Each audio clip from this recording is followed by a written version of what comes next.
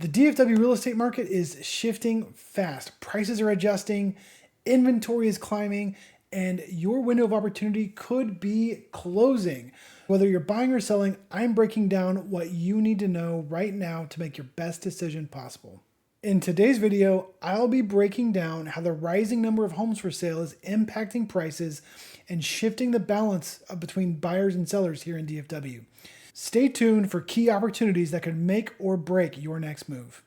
Hey friends, this is Kyle Lindsey, your property geek. I use data technology and proven processes to help my clients achieve their dreams with the least amount of stress. If this is your first time here, please hit that subscribe button and the little bell so you get the notifications so you don't miss any of the tips, tricks, advice, and property tours, neighborhood tours, things I have coming up soon because I have some great stuff planned and I'd hate for you to miss any of it. Before I jump into the data for this September 2024 market update, I have a whole playlist of market update videos. So if you've missed any of the last current ones, or you want to check out some of my deep dives, I'll link that playlist here in the video. Also, I have some excellent property and new build community tours that I've been doing. I will also put a link to that playlist in the description below. Thank you and enjoy the video. So without further ado, let's dive into the data. To kick things off, I want to talk about the balance between buyers and sellers in a market and how we actually measure that. So there's a term that we use called months of supply. And what that really is measuring is how many homes do we have for sale versus how many are actually selling in a given month. And if no new homes were to hit the market up to that point, how many months would it take to sell our current inventory? How many homes would it take? For a quick example, let's say we ended the month of August with 40,000 homes for sale, and we're currently selling 10,000 homes per month. Well, it would take 4 months to sell all those homes.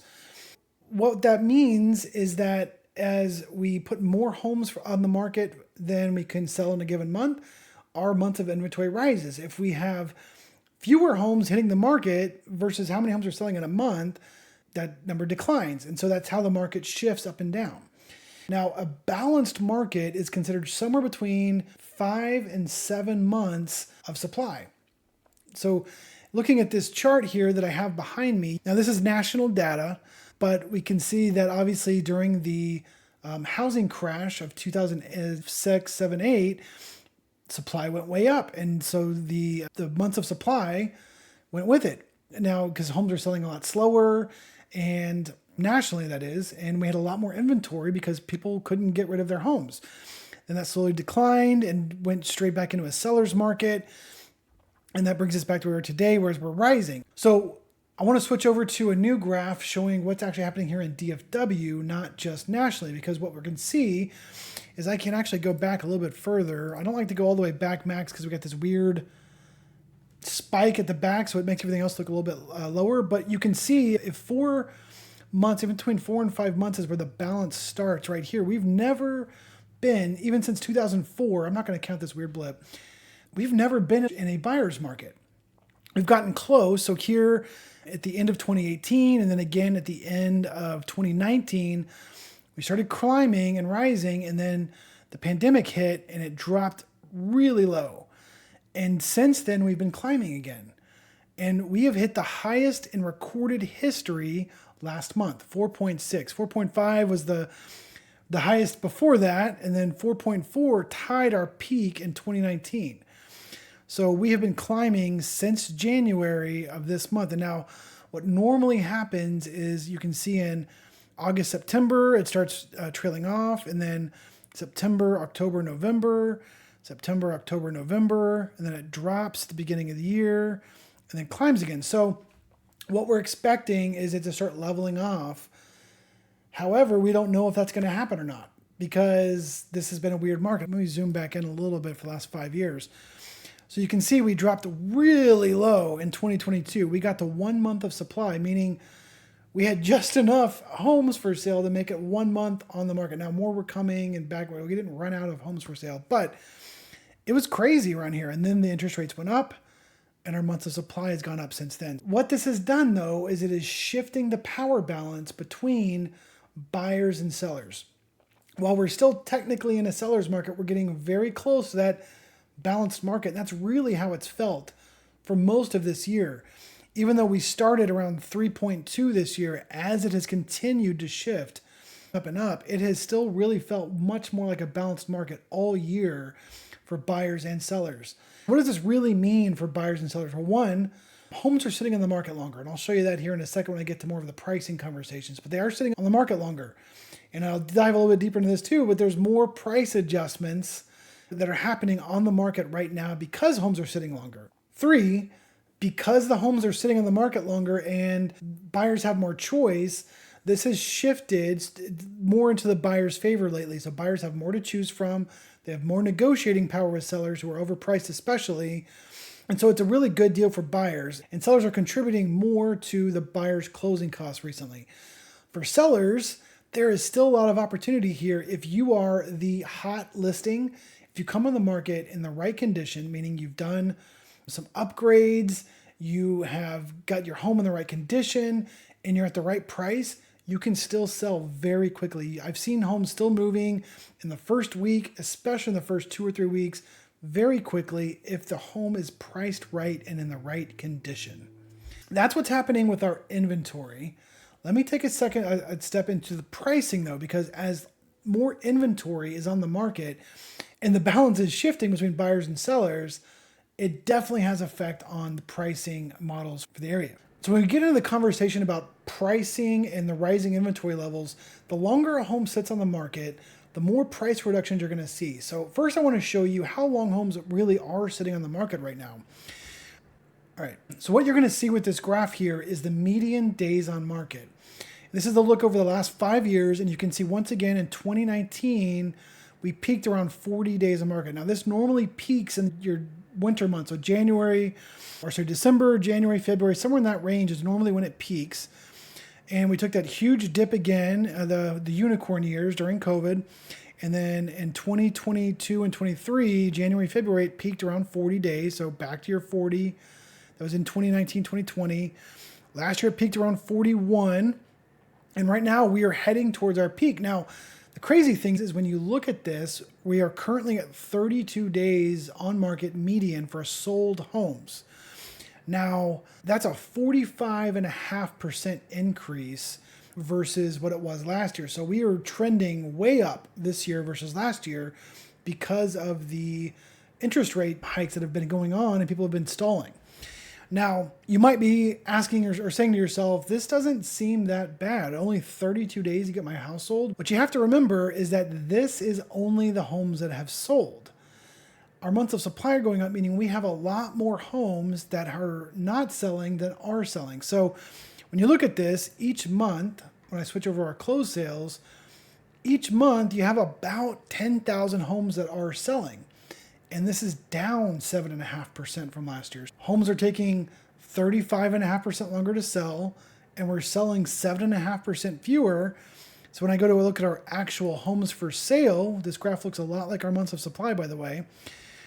The actual number of homes for sale is up 31%. We're at almost 42,000 homes. So 10,000 are selling per month, 42,000 are actually for sale. And these numbers, when you really think about it, are out of whack. We have 31% more for sale, 7.5% fewer are selling, and they're taking 35.5% longer to sell. All that together, it doesn't look great if you're a home seller and you don't get the price versus condition formula from the get-go, meaning got to hit the market at the right price and the right condition, offering the right features and benefits for your house. What does this look like for actual price reductions? Got a nice little homemade graph here behind me because yes, I love spreadsheets and graphs. What you're seeing here is the days on market versus your average price reduction, meaning what is the total average price reduction based on how many days you've been on market? And as you can see, this red line is your trend line, meaning the longer you're on the market, the larger your price reduction, getting all the way up into almost 20% range. This is like 17% range up here. It does seem to trail off as you go here. We just have less data. Most of your homes for sale are going to be in this range right here. As soon as you get closer to about 6 months for sale, it really trails off for the number of homes. So there's less data in this range over here. But if you're looking at this range here, as you start approaching 6 to 9 months of on sale, your price reductions start getting closer to 10%. What does this light blue line mean? I'm glad you asked. That is a fantastic question. This is the average price reduction for homes that have sold. So this graph is mainly homes that are on the market just sitting here waiting for a buyer. Well, the blue line is the average for homes that have sold. You can see in the beginning, these are very close. And so this is about 1.8%, so a 98.2% closed to list price ratio, meaning homes that are priced correctly and they actually sell are selling as a median of 32 days on the market, and they're getting about 98.2% of their list price, where instead of homes that are actively for sale on the market have an average of about 70 days on market, average, some are much longer than that, and there you can see a very strong correlation here to the longer you're on the market, the bigger the price reduction is. What does that mean? Once again, I'm gonna beat this drum. Correct pricing right up front will save you money as a seller. It'll make you more money. It'll save you time. It'll save you frustration, and it will end up making you more money. And this could be the difference of $5,000 or $10,000 up front. When you start talking the difference between a 2% price reduction and a 5% or an 8% price reduction, trust me, that $10,000 gets eaten up real quick. It is in your best interest as a seller to price your home correctly right up front versus having to wait for months on end to get your home sold while raising your price the entire time. Just don't do it. If you're curious about that and you would like to know what your house could sell for right now, send me a message, leave me a comment. I'd be more than happy to take a look at that and let you know what I think, what your house is currently worth on the market. Buyers, your strategy knowing this is look for homes that have been on the market longer than 30, 60, 90 days even if you want a great deal. These sellers, the longer they're on the market, the more frustrated they are, the more willing they'll probably be to make a deal with you. Not everyone has the ability to, but if they do, the longer they've been on the market, the better deal you can get. Normally, these people have already been beat up by investors, and so if you can give them a reasonable offer, even with a discount, trust me, they will take it. I've been working some amazing deals for my clients that I'd love to tell you more about. If you're interested in looking on the market right now, we can talk. All right, so to wrap all this up, I'm going to really hit home a few points in case you skipped around and you only came straight to the end of this video. For sellers right now, I cannot stress enough the importance of pricing your home. It makes all of the difference. We can get the marketing right. We can get the condition right of your home. We can get the presentation right. We can take beautiful pictures. We can advertise it. Everyone in the market can see it. And if you are overpriced, it's not going to matter. I have a nice little handy graph here, or chart, I should say. As a realtor, when I'm talking to potential home sellers, the most common negotiation strategy that they have is they want to price a little higher than they think it's worth, so they have room to negotiate. That's what I keep hearing over and over. And it's funny, it's like a joke between all the realtors, room to negotiate. When you do that, you deter buyers. You push them away. It doesn't even have to be a whole lot. You could have a $500,000 house that's overpriced by $10,000, $15,000.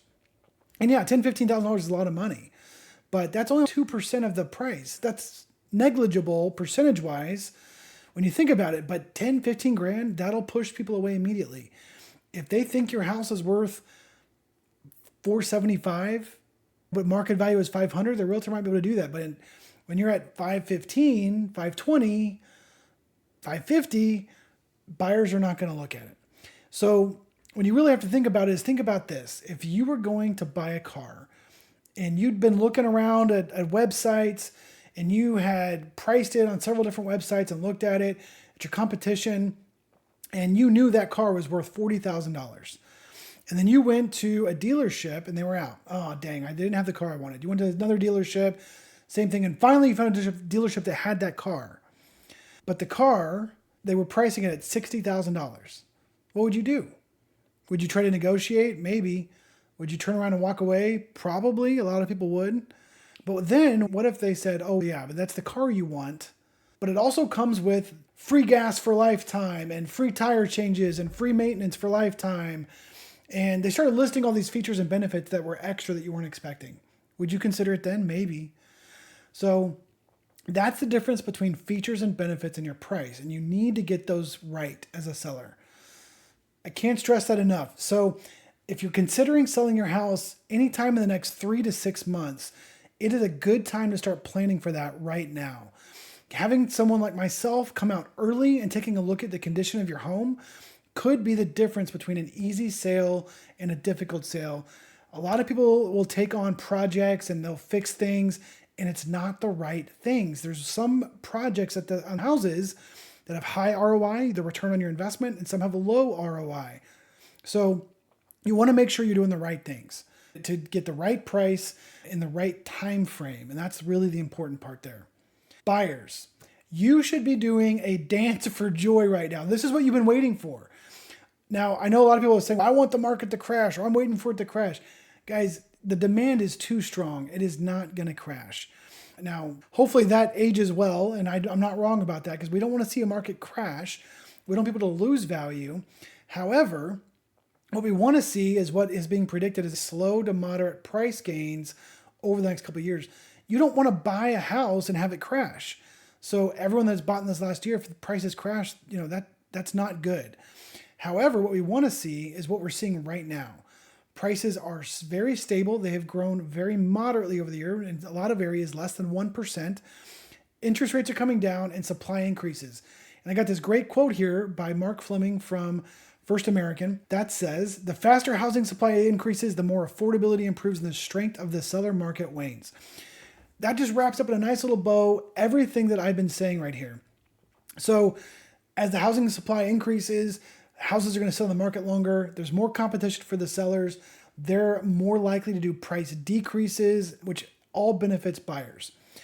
Combine that with the mortgage rates that have been coming down over the last couple months, which has been a great relief.